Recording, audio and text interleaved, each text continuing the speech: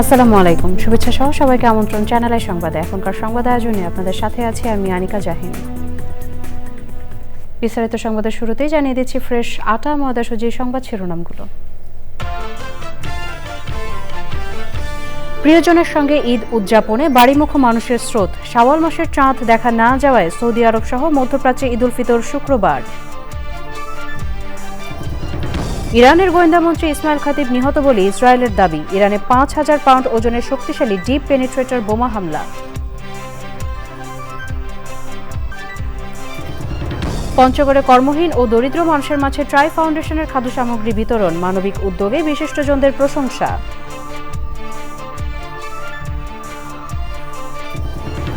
এবং ক্রমবর্ধমান চাহিদার সাথে কমছে প্রাকৃতিক সম্পদ। প্রকৃতি সংরক্ষণে ধর্মীয় নির্দেশনা মানতে সংশ্লিষ্টদের তাগিদ।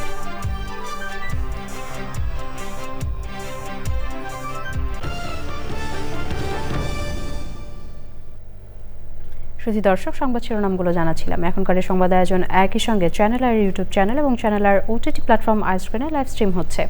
যাচ্ছে বিস্তারিত সংবাদে। প্রিয়জনের সঙ্গে ঈদ উল ফিতর উদযাপনে রাজধানী ছাড়ছেন বাড়িমুখ মানুষ। সড়ক, রেল ও নৌপথে বেড়েছে মানুষের ভিড়। এই মুহূর্তে কমলাপুর রেল স্টেশনে আছেন সহকর্মী জাকিয়া আক্তার। তার কাছ থেকে জানবো সেখানকার খবর। জাকিয়া, কমলাপুর রেল স্টেশনে যাত্রীদের ভিড় কেমন দেখছেন? আর বুধবার বগুড়ায় ট্রেন লাইনচ্যুতির ঘটনায় উত্তরবঙ্গগামী ট্রেনগুলোর চলাচলের কি অবস্থা, আমাদের বিস্তারিত জানান। ধন্যবাদ আনিকা। আপনি যেমনটি বলছিলেন, গতকাল দুপুরে ঢাকা থেকে চিলাহাটিগামী নীলসাগর এক্সপ্রেসে যে 9টি লাইন মানে 9টি বগি যে লাইনচ্যুত হয়েছে, সেই ঘটনায় আমরা যেটি এখন দেখতে পাচ্ছি যে ঢাকা থেকে উত্তরবঙ্গগামী যেসব ট্রেন রয়েছে সেগুলোর ব্যাপক শিডিউল বিপর্যয় হয়েছে। তো যেই শিডিউল বিপর্যয় হয়েছে সেটির মাধ্যমে আমরা যেটি দেখতে পাচ্ছি যে নীলসাগর এক্সপ্রেস যেই ট্রেনটি ঢাকা থেকে ছেড়ে যাবে, যেটা 6:45-এ ছেড়ে যাওয়ার কথা, আমরা শুনতে পেয়েছি যে 10:10-এ ছেড়ে যাবে। তার মানে এটি শিডিউল বিপর্যয় হয়েছে। এবং একতা এক্সপ্রেসেও সেটি দেখতে পাচ্ছি আমরা। 10:15-তে যেই ট্রেনটি ছেড়ে যাওয়ার কথা ঢাকা থেকে, সেই ট্রেনটি ছেড়ে যাবে 4:50 তো এখানেও এক ধরনের শিডিউল বিপর্যয় হয়েছে। আর মহানগর প্রভাতী এক্সপ্রেস যেটি ছিল 7:45-এ, সেটি 8টায় ছেড়ে গেছে।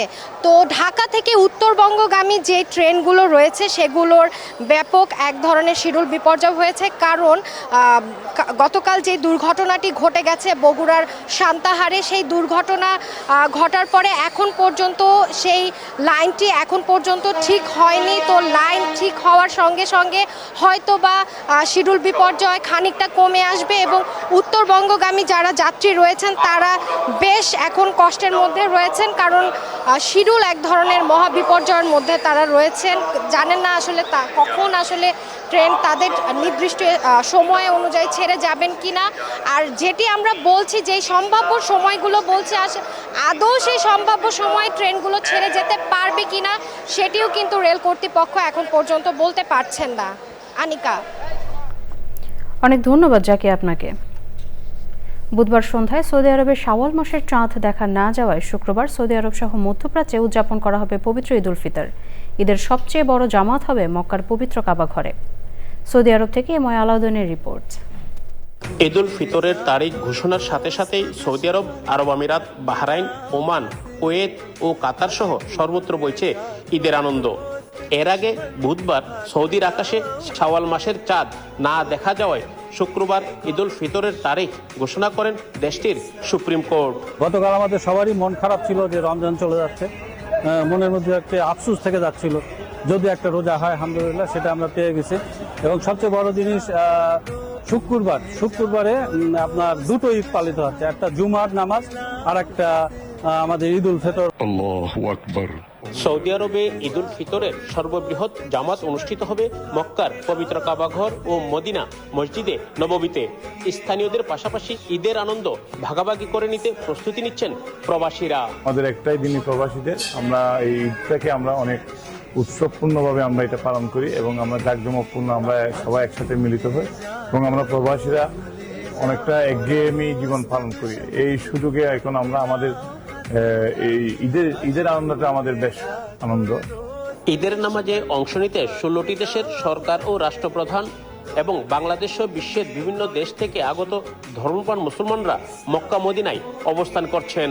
প্রথম আমরা আসলে উমরা পালনের উদ্দেশ্যে আমরা মদিনা হয়ে তারপরে মক্কাতে আসবো, তো সেই হিসেবে আমরা আসলে এবার ঈদটা মক্কাতে পালন করছি। এটা একটা খুব বিশেষ একটা অনুভূতি, কারণ এখানে বিভিন্ন দেশ থেকে সারা পৃথিবীর মুসল্লিরা এখানে আসবেন, একই সাথে তাদের সাথে একই কাতারে সালাত আদায় করবো। ঈদের জামাত, লাখ লাখ মুসল্লি আরবে যারা ঈদ পালন করবেন বিশেষ করে পবিত্র মক্কা এবং মদিনায়, এবং তাদেরকে এবং যারা বিশ্বের বিভিন্ন দেশ থেকে উমরা পালন করতে আসছেন তারা যাতে সুশৃঙ্খলভাবে ঈদের নামাজ অংশগ্রহণ করতে পারে এই বিষয়ে স্থানীয় নাগরিকদের এবং যারা প্রবাসী আছে তাদের সহযোগিতা কামনা করেছেন এখানকার প্রশাসন।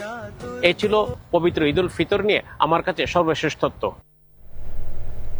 এবারে ইরান যুদ্ধের 20তম দিন।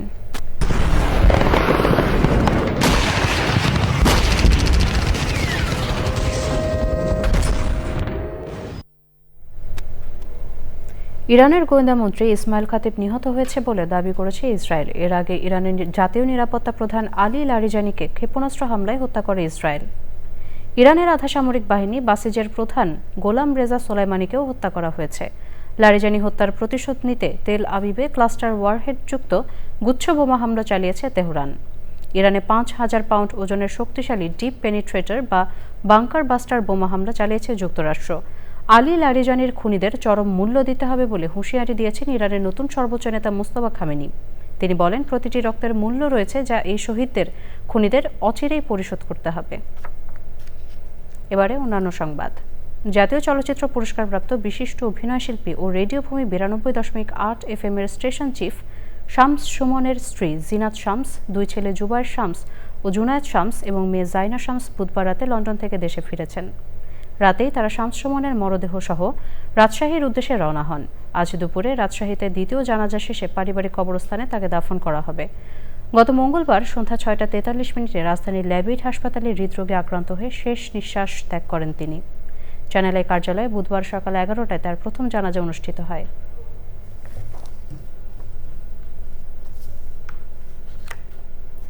দেড় শত বছরেরও বেশি পুরনো ঐতিহ্যবাহী পাবনা জেলা স্কুলে নবীন প্রবীণ শিক্ষার্থীদের পুনর্মিলনী হয়েছে।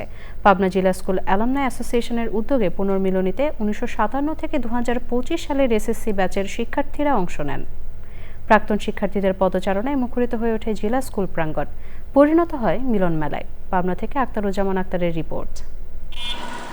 1853 সালে প্রতিষ্ঠিত দেশের অন্যতম সেরা বিদ্যাপীঠ পাবনা জেলা স্কুলের শিক্ষার্থী ছিলেন বিজ্ঞানী স্যার জগদীশ চন্দ্র বসু, ব্র্যাকের প্রতিষ্ঠাতা স্যার ফজলে হাসান আবেদ, বিশ্ব সাহিত্য কেন্দ্রের প্রতিষ্ঠাতা অধ্যাপক আবদুল্লাহ সাইদ, শিক্ষাবিদ ও গীতিকার ডক্টর আবু হেনা মোস্তফা কামালের মতো বরেণ্য ব্যক্তিত্বরা। ঐতিহাসিক এই শিক্ষা প্রতিষ্ঠানের পুনর্মিলনীতে অংশ নেন নবীন প্রবীণ সব বয়সের প্রাক্তন শিক্ষার্থীরা। আমরা সবাই মিলে এই অ্যালামনাই অ্যাসোসিয়েশনকে একটা দেশের সেরা অ্যালামনাই হিসেবে গড়ে তুলব এবং সবার সহযোগিতা চাচ্ছি। আমরা এই অর্গানাইজেশনটা শুরু করেছিলাম একটাই কারণে, টু ক্রিয়েটিভ সাম কানেকশন, যে আমাদের ছেলেপেলে যারা এখানে আছে তারা যেন আমাদের মতো, আমাদের ভিতরে অনেকে আছে যারা অনেক বড় ব্যবসা করে, তাদের সঙ্গে একটা কানেক্টিভিটি রাখতে পারে এবং অ্যাটলিস্ট বছরে একবার করে যেন আমরা সবাই একসঙ্গে দেখা করতে পারি। পুনর্মিলনীতে অংশ নেন বীর মুক্তিযোদ্ধা, প্রকৌশলী, চিকিৎসক, আমলা, অধ্যাপক, সাংবাদিক সহ নানা পেশায় নিয়োজিত প্রাক্তন শিক্ষার্থীরা। প্রাণের মিলন মেলায় অংশ নিতে পেরে উচ্ছ্বসিত তারা। 1957 ব্যাচ থেকে 2025 ব্যাচ পর্যন্ত প্রায় 1,500-এরও বেশি অ্যালামনাই, প্রায় 1800 জন অতিথি আমাদের এখানে উপস্থিত হয়েছেন। এটা আমাদের জন্য এক পরম প্রাপ্তি। আমাদের প্রাণের স্কুল, এখানেই আমরা বড় হয়েছি, এখানেই শিক্ষা নিয়েছি, এখানে শরীর গঠন করেছি, এখান থেকেই মুক্তিযুদ্ধের আন্দোলন করেছি। সবারই প্রত্যাশা প্রতি বছরই যেন এই মিলন মেলার আয়োজন করা হয়। প্রাণবন্ত সবাই উৎসাহীভাবে, এত বড় আয়োজন খুব সুন্দর লাগছে এখানে এত বছর পর এসে। এটা একটা প্রাণের মেলা এবং সবার পরিচয় জেলা স্কুল। সত্যি কথা বলতে কি যে আমরা একটু স্মৃতিকাতর হয়ে গেছি, যে এখানে এসে দীর্ঘদিন পর আমাদের সতীর্থদের, বিশেষ করে আমাদের সিনিয়রদের যাদের সঙ্গে দেখা হয় নাই বললে চলে। আমরা মনে করি যেমন ঈদ একটা আনন্দের ব্যাপার, আমাদের অ্যালামনাই অ্যাসোসিয়েশনের আজকের এই উদ্যোগ বা আমাদের এই মিলন মেলাটাও আমরা মনে করি তেমন একটা আনন্দের ব্যাপার। পুনর্মিলনীতে ছিল ইফতার ও দোয়া মাহফিলের আয়োজন। পাবনা থেকে আক্তারুজ্জামান আক্তার, চ্যানেল আই। ঈদের আনন্দ ভাগাভাগি করতে প্রতি বছরের মতো এবারও পঞ্চগড়ের কর্মহীন ও দরিদ্রদের খাদ্য সামগ্রী দিয়েছে স্বেচ্ছাসেবী সংগঠন ট্রাই ফাউন্ডেশন। চাল, ডাল, সেমাই সহ নিত্যপণ্য পেয়ে সন্তুষ্ট প্রান্তিক জেলার মানুষজন। প্রতি বছর ঈদে খাদ্য সামগ্রী বিতরণ সহ এমন মানবিক উদ্যোগের প্রশংসা করেছেন বিশিষ্টজনেরা। পঞ্চগড় থেকে এ রহমান মুকুলের ভিডিওচিত্রে আল মুকসিদের রিপোর্ট। সীমান্ত ঘেঁষা জেলা পঞ্চগড়ের সুবিধাবঞ্চিত মানুষের সঙ্গে ঈদ আনন্দ ভাগাভাগি করে নিতে 2 দশকের ধারাবাহিকতায় এই বছরও খাদ্য সামগ্রী বিতরণ করেছে ট্রাই ফাউন্ডেশন। চাল, ডাল, সেমাই, চিনি, আলু সহ নিত্য প্রয়োজনীয় খাদ্য সামগ্রী তুলে দেয়া হয় তাদের হাতে। এসব খাদ্য সামগ্রী হাতে পেয়ে খুশি সুবিধাবঞ্চিত মানুষেরা। ট্রাই ফাউন্ডেশনের পক্ষ থেকে যে ত্রাণটা আসছে আমাদের সবার জন্য আমি পাইছি, আমি খুব আনন্দিত। আমার ঈদটা খুব ভালো যাবে, খুব হবে সুন্দর। ঈদ উপলক্ষে আমাদের যে ইয়েটা পাইলাম, এটা আমরা খুব খুশি। যারা দিচ্ছে তাদের জন্য আমি দোয়া করতেছি। আমার প্রতিবন্ধী মেয়েটার জন্য আপনারা দিচ্ছেন, আমি অনেক খুশি। যে পণ্যটা পাইছি, এই পণ্যটা পাওয়াতে আমরা খুব খুশি হয়েছি। পঞ্চগড় পৌর এলাকার পূর্ব জালাশি এলাকায় 2 শতাধিক দুস্থ ও অসহায় মানুষকে দেয়া হয়েছে খাদ্য সহায়তা। ট্রাই ফাউন্ডেশনের এই উদ্যোগকে সাধুবাদ জানিয়েছে বিশিষ্টজনেরা। ট্রাই ফাউন্ডেশন এই ঈদ সামগ্রী দুস্থদের মাঝে বিতরণ করছে, এটি আসলে অত্যন্ত গুরুত্বপূর্ণ একটা ভালো কাজের মধ্যে। এবং যারা এখানে পাচ্ছে অসহায় মানুষগুলো, আমি মনে করি তারা সানন্দে এই সামগ্রী পাওয়ার পর ঈদ উদযাপন করতে পারবে।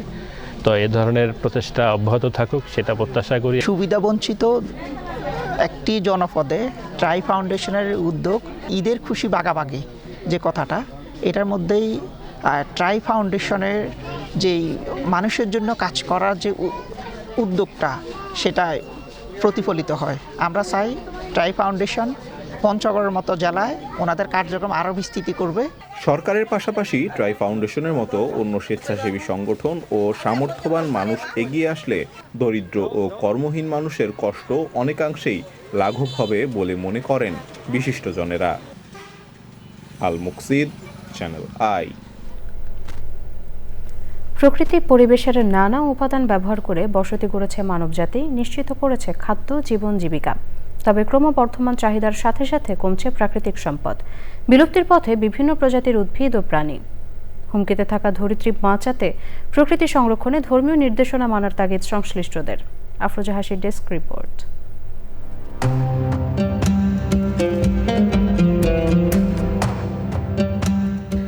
সৃষ্টির আদিকাল থেকেই মানবজাতিকে মাতৃস্নেহে আগলে রেখেছে প্রকৃতি। বিভিন্ন উদ্ভিদ আর প্রাণীর নিরাপদ আশ্রয় নিশ্চিতের পাশাপাশি বিকশিত হয়েছে মানব সভ্যতা। বিভিন্ন ধর্মে প্রাণীজগৎ, গাছপালা, পাহাড়, নদী, সর্বোপরি প্রকৃতি ও পরিবেশ সংরক্ষণের বিষয়ে বিশেষ গুরুত্ব দেওয়া হয়েছে। গাছ, নদী, পাহাড় সহ প্রকৃতি সংরক্ষণে ইসলাম ধর্মের পবিত্র গ্রন্থ কোরআন ও হাদিসে রয়েছে অসংখ্য নির্দেশনা। মহানবী হজরত মুহাম্মদ সাল্লাল্লাহু আলাইহি সাল্লাম প্রাণী হত্যা কিংবা প্রকৃতি ধ্বংস থেকে বিরত থাকার পাশাপাশি গাছ রোপণে উৎসাহ দিয়েছেন। মাজারসহ বিভিন্ন ধর্মীয় তীর্থস্থানে জালালি কবুতর, হুদহুদ পাখি, আবাবিল পাখি, বোস্তামি কাসিম সহ বিভিন্ন প্রাণীর সংরক্ষণ করছেন সংশ্লিষ্টরা। তুলসী, নিম, চন্দন সহ বিভিন্ন উদ্ভিদের পাশাপাশি প্রাণী সংরক্ষণে জোর দেওয়া হয়েছে সনাতন ধর্মে। প্রকৃতি ও পরিবেশ সংরক্ষণে নানা পরামর্শ ও নির্দেশনা রয়েছে বৌদ্ধ ও খ্রিস্টান ধর্মেও। তবে ধর্মীয় মূল্যবোধের অভাবে ক্ষতিগ্রস্ত হচ্ছে পরিবেশ, প্রতিবেশ ও জীববৈচিত্র্য। এতে ব্যাহত হচ্ছে স্বাভাবিক জীবনযাত্রা।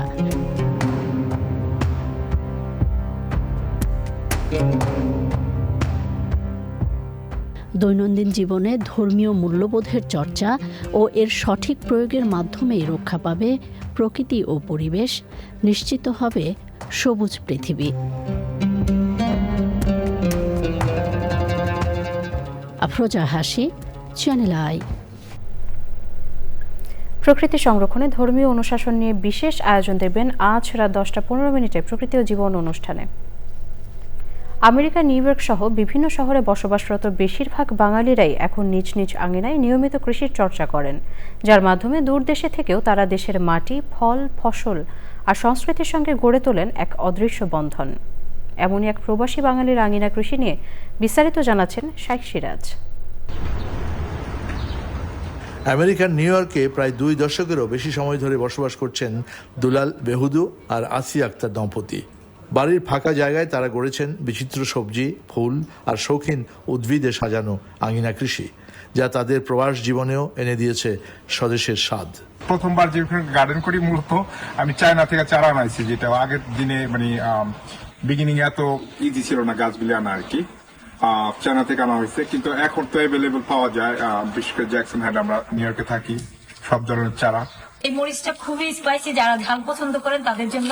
পুঁই শাকটা খুব ইজিলি নিউ ইয়র্কে হয়, দাদা মাশাআল্লাহ। এইটা আমাদের বিলাতি ধনেপাতা। উৎপাদিত সবজি পরিবারের চাহিদা মিটিয়েও তারা ভাগাভাগি করেন প্রতিবেশীদের সঙ্গে। আমাদের ছোট পরিবার, আমাদের কত সবজি লাগে না, অতিরিক্ত সবজি যা হয় আমাদের কমিউনিটি বন্ধু বান্ধব যারা আছে নিউ ইয়র্কে তাদেরকে, তারা খুব আনন্দ পায়। এই উদ্যোগের মাধ্যমে প্রবাসে বেড়ে ওঠা নতুন প্রজন্মের কাছে তারা পৌঁছে দিতে পারছেন দেশের ফল ফসল, কৃষি সংস্কৃতি আর শেকড়ের গল্প। শাইখ সিরাজ, চ্যানেল আই। শুধু দর্শক, এ নিয়ে বিস্তারিত প্রতিবেদন দেখবেন আজ সকাল 11:30 হৃদয়, মাটি ও মানুষের ডাক অনুষ্ঠানে। সংবাদের পর্যায়ে নিচ্ছে একটি বিরতি, আর বিরতির পর অন্যান্য সংবাদের সাথে আরও জানিয়ে ফিরছি। পাকিস্তানের বিপক্ষে সিরিজ জয়ী বাংলাদেশি ক্রিকেটারদের আইসিসি ওডিআই র্যাঙ্কিংয়ে উন্নতি, অলরাউন্ডারের তালিকায় 4র্থ থেকে 2য় স্থানে অধিনায়ক মিরাজ। স্বাগত আরও একবার চ্যানেল আই সংবাদে। ঈদ উৎসবের শেষ মুহূর্তের কেনাকাটা সেরে নিচ্ছেন রাজধানীবাসী। সকাল থেকে গভীর রাত পর্যন্ত ক্রেতাদের ভিড়ে মুখরিত দোকানপাট। পোশাক, জুতা, প্রসাধনী থেকে শুরু করে নানা ধরনের পণ্যের বিক্রি কিনিতে ব্যস্ত সময় পার করছেন ব্যবসায়ীরা। বিস্তারিত জাকি আক্তারের রিপোর্টে। দরজায় কড়া নাড়ছে পবিত্র ঈদ উল ফিতর। ধর্মীয় ভাব গাম্ভীর্য আর উৎসবমুখর ঈদ উদযাপনে সার্বিক প্রস্তুতি নিচ্ছেন দেশবাসী। রমজানের শেষ সময়ে এসে রাজধানীর বিপণী বিতান, শপিং মল, মার্কেট, ছোট বড় ব্র্যান্ডের দোকান, আউটলেটে ক্রেতাদের ভিড়। অনেকে ব্যস্ততার কারণে আগে কেনাকাটা করতে পারেননি, আবার কেউ কেউ ঈদের আগে নতুন কালেকশন আসার অপেক্ষায় ছিলেন, তাই শেষ মুহূর্তে এসে ধুম পড়েছে কেনাকাটার। কেনাকাটার শেষ দিকে পোশাকের সঙ্গে মিলিয়ে চুড়ি ও জুয়েলারি কিনতে দোকানগুলোতে ভিড় চোখে পড়ার মতো। 3টে জামার সাথে ম্যাচিং করে আমি জুয়েলারি কিনতে চাচ্ছিলাম, এখন ইয়াররিং কিনবো তাই সিলেক্ট করছি। ভাইরাল চুড়ি ট্রেন্ড বের হয়েছে, আপনি হয়তো দেখবেন কাশ্মীরি চুড়ি একটু ঝুনঝুনি করে, তো ওইটাই চাচ্ছিলাম কিনতে। ঈদ কেনাকাটায় ক্রেতারা জানালেন দাম বেশি হলেও এবছর পছন্দসই পোশাক কিনতে পারছেন। পোশাকের দাম একটু বেশি হলেও কালেকশনগুলো ভালো ছিল। শেষের দিকের জন্য ঈদ দিচ্ছি, ঈদের কেনাকাটা আমার হয়ে গেছে মোটামুটি। শাশুড়ির শাড়িটা কেনা হয় নাই, মানে এটা কিনবো করে কেনা হয় না, এখন আমার শাশুড়ির শাড়িটা কিনলে আমার ঈদের শপিংটা শেষ হয়। বিক্রেতারা বলেন এবছর বেচা কেনা কিছুটা কম। নির্বাচনের পরে মনে করছিলাম যে আমাদের বেচা বিক্রিটা একটু ভালো হবে, কিন্তু নির্বাচনের পরে রোজা শুরু হয়ে গেছে, সেজন্য আমাদের বেচা বিক্রিটা ভালো হয়নি। গত বছরের তুলনায় একটু খারাপ আরই, তবে এভারেজ ভালো। ঈদের আগমনীতে মার্কেটগুলোর পাশে চলছে মেহেদি পরার উৎসব। Zaki Akhtar, channel I, Dhaka. এবার নিটল টাটা কৃষি সংবাদ।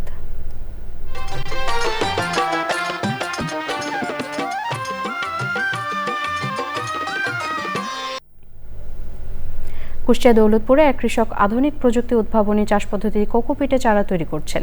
এতে অনুপ্রাণিত হচ্ছেন স্থানীয় কৃষক। উদ্যোক্তা কৃষকের পরিকল্পনা আগামীতে চারা উৎপাদনের পরিসর আরও বৃদ্ধি করার।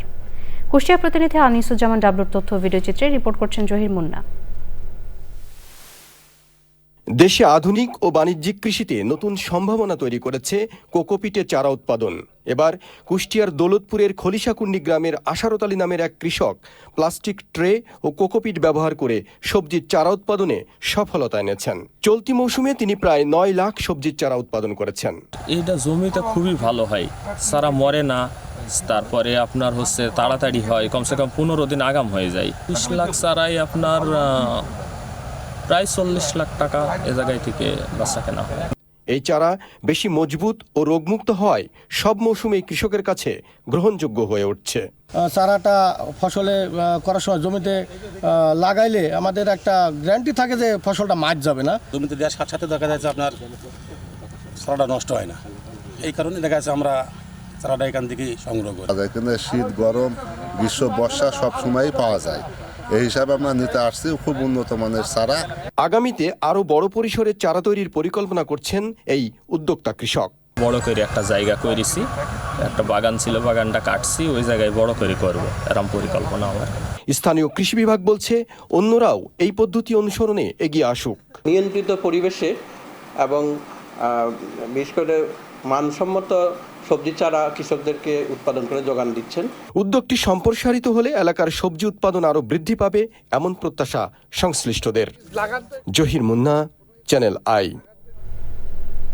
এবারে প্রকৃতি সংবাদ।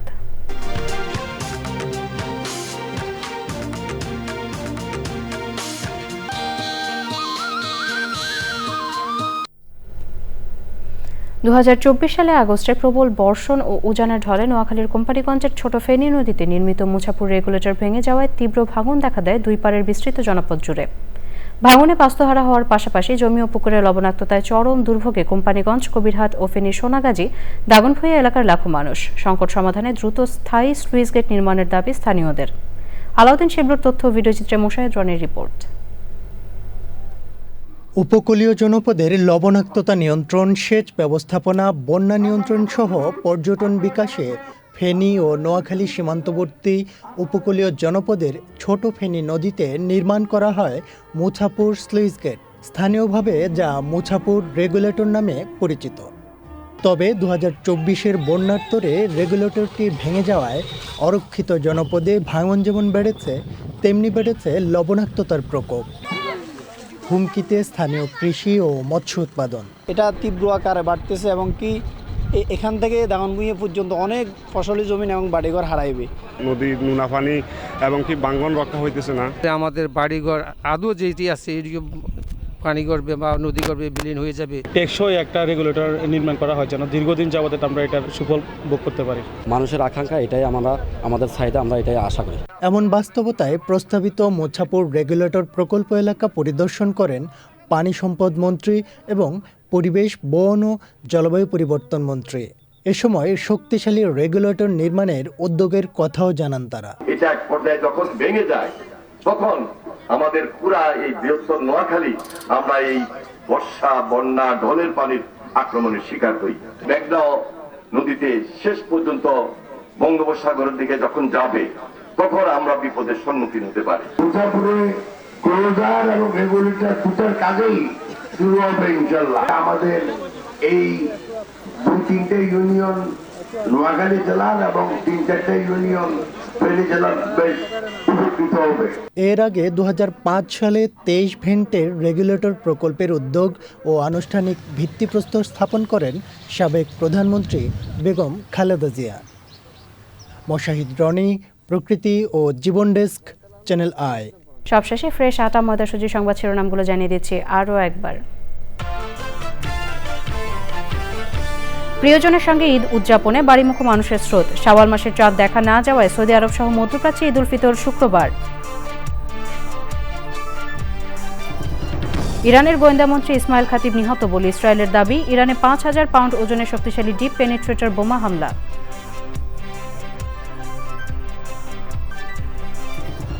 পঞ্চগড়ে কর্মহীন ও দরিদ্র মানুষের মাঝে ট্রাই ফাউন্ডেশনের খাদ্য সামগ্রী বিতরণ। মানবিক উদ্যোগে বিশিষ্টজনদের প্রশংসা।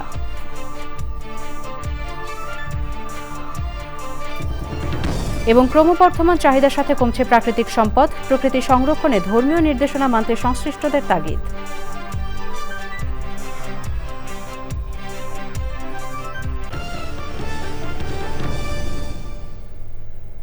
শুধু দর্শক, চ্যানেলের সর্বশেষ সংবাদ জানতে ভিজিট করুন channelionline.com-এ। যুক্ত থাকুন আমাদের সোশ্যাল মিডিয়া প্ল্যাটফর্মগুলোর সাথে। পরবর্তী সংবাদ দেখার আমন্ত্রণ জানিয়ে এখনকার সংবাদ আয়োজন এখানেই শেষ করছি। এতক্ষণ সাথে থাকার জন্য সবাইকে অসংখ্য ধন্যবাদ।